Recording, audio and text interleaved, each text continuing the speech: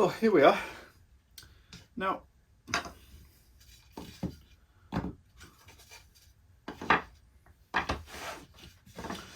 the thing that I like about designing furniture is that you can be very creative, and I like that.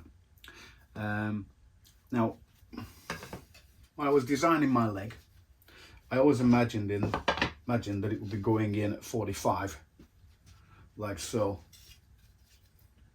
And like so, let's say it's one there and one there. And I imagined that I would have like a flat panel. Let's have a quick look. I imagine that I would have a flat panel that the legs would be screwed to, and then would actually be screwed to the table base.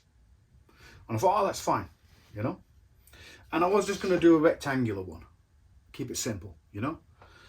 And then, of course, the designer in me sort of took over a little bit, and I thought, you know what, let's have a look at this. So what I did, I designed a plate that the legs will go onto. But what I did, I looked at the design of that plate, and I looked at the energy. So as I'm processing, like, you know, the leg is going to get kicked about a little bit, as you might say, and this sort of energy is going on. So I've got to try and figure out how to control that energy so that the leg doesn't break or snap, because it's all depending upon this plate that's actually putting pressure into the tabletop and keeping it secure, because this is going to get screwed to the plate and it's all going to be knocked down. So the idea of this table is I can screw it apart later on.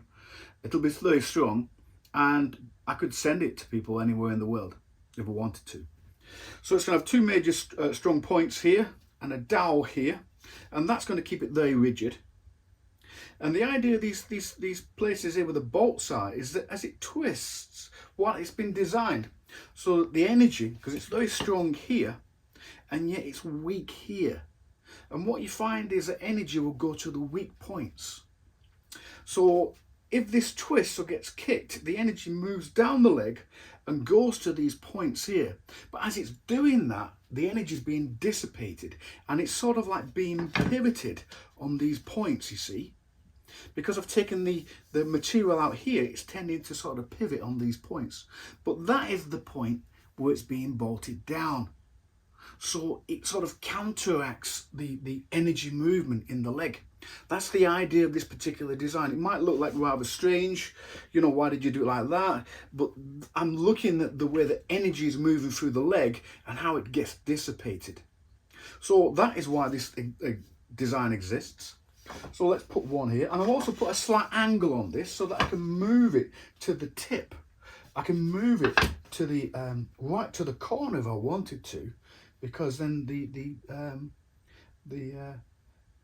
you know, I can move it, can maneuver it, and move it around a little bit. I'm going to put it there for now. And it's going to be about here. So let's just line those up.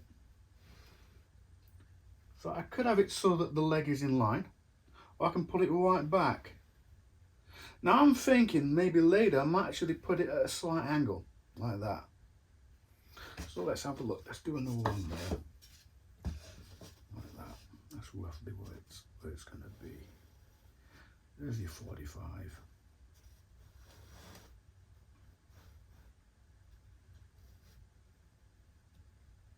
Line him on there actually, because that's where the tip of the 45 is. Do that, do that, do that, do that.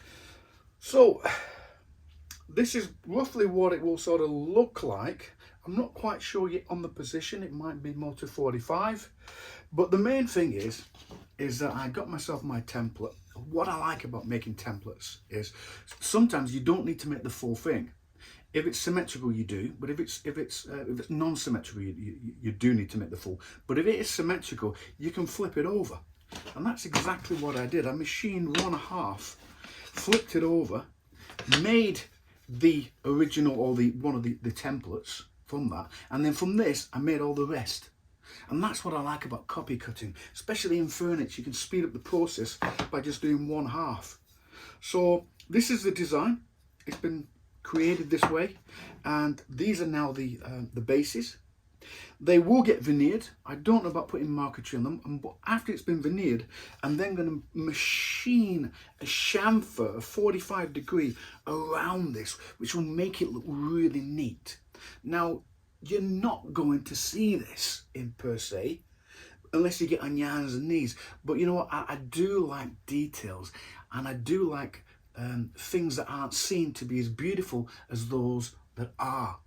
So this is the designer in me that, you know, if you get on your hands and knees, you'll sort of see the sort of detail I've gone into. So these little lines will start to be accentuated by these architectural angular lines, which should make it look really crisp and neat underneath.